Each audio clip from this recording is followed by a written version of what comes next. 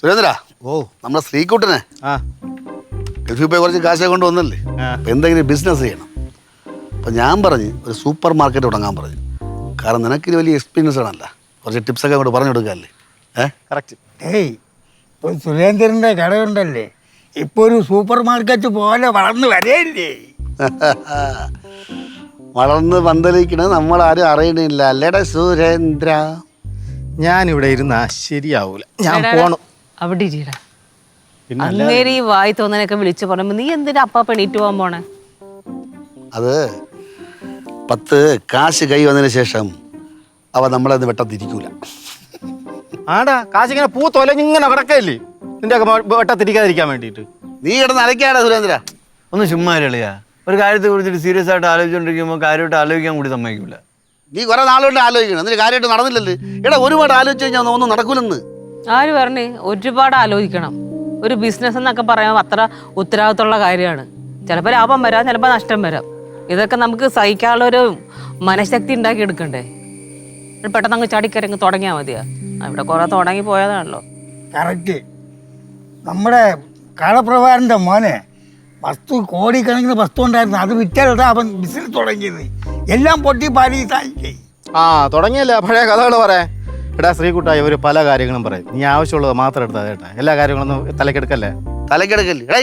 എന്ത് നീ പറഞ്ഞ മാത്രം കേട്ടാ മതിയാ എന്ന് ഞാൻ പറഞ്ഞില്ല. നിങ്ങൾ പറയണ എല്ലാ കാര്യങ്ങളും എടുക്കല്ലെന്നാണ് ഞാൻ പറഞ്ഞത്. ആവശ്യമുള്ള കാര്യങ്ങൾ ഇടറേ. എന്തായാലും എൻ്റെ മാത്രം തീരുമാനത്തിൽ ഞാൻ ഒന്നും ചെയ്യൂല. അളിയൻ്റെയും കൂടെ തീരുമാനത്തിൽ എന്തെങ്കിലും ചെയ്യും. എന്ത് പറഞ്ഞാലും അളിയൻ വേണം. അളിയനെ മനസ്സിൽ നിന്ന് കളയളിയാ. മക്കളെ പോയി എല്ലാവരും കൂടെ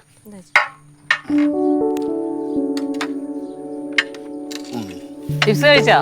മാക്സിമം കഴിച്ച്. മാക്സിമം കഴിച്ചാ? എന്നാ കുറച്ചും കൂടെ കഴിച്ചു വന്നു.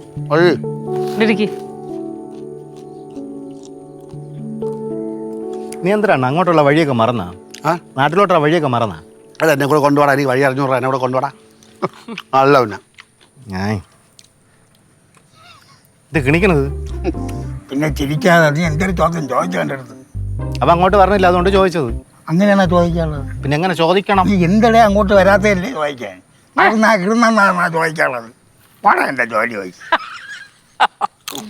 വല്യമ്മ, എന്റെ അടുത്ത അവധിക്ക് നമുക്ക് എല്ലാവരും കൂടെ നെയ്യാറ്റിൻകര പോയാലോ? തീരുമാനം ഇപ്പം എടുക്കണ്ട, നമുക്ക് അന്നത്തെ സാഹചര്യം എങ്ങനെയാണെന്ന് നോക്കിയിട്ട് അപ്പം തീരുമാനിച്ചാൽ പോരെ. എനിക്ക് നെയ്യാറ്റിൻകര കാണണം. ചേട്ടൻ പറഞ്ഞു എനിക്ക് അവിടുത്തെ മുക്കുമൂല എല്ലാം അറിയാം. ഓ, ചേട്ടൻ അവിടുത്തെ മുക്കും മൂലയൊക്കെ മറന്നു. ഓ, ഇനിയിപ്പോ നിങ്ങൾ തുടങ്ങി. ശ്രീകുട്ടാ ഇവിടെ ഒട്ടി. ഏയ് ഇവര് വന്നില്ലെങ്കിൽ വരണ്ട, നിങ്ങൾ രണ്ടുപേരും കൂടെ അങ്ങ് നേരിട്ട് വാ. നമുക്ക് 2-3 ദിവസം അവിടെ അടിച്ച് പൊളിക്കാം. ഓ ചെന്ന് കയറിക്കോട്ടും.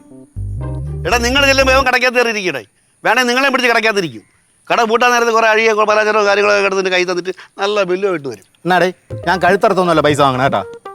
ഉമ്മ എപ്പോഴും സുരേന്ദ്ര അളിയ, നമുക്ക് കുറേ കമ്പനികളുടെ സാധനങ്ങളൊക്കെ ക്രെഡിറ്റിന് കിട്ടുമല്ലേ? പിന്നെ അല്ലാതെ. നീ ഇവിടെ ഇരിക്കേ, അതെല്ലാം നമുക്ക് സെറ്റാക്കാം. ആദ്യം നീ എന്ത് ബിസിനസ്സാണ് ചെയ്യേണ്ടതെന്നുള്ള ഒരു തീരുമാനം ഉണ്ടാക്ക്.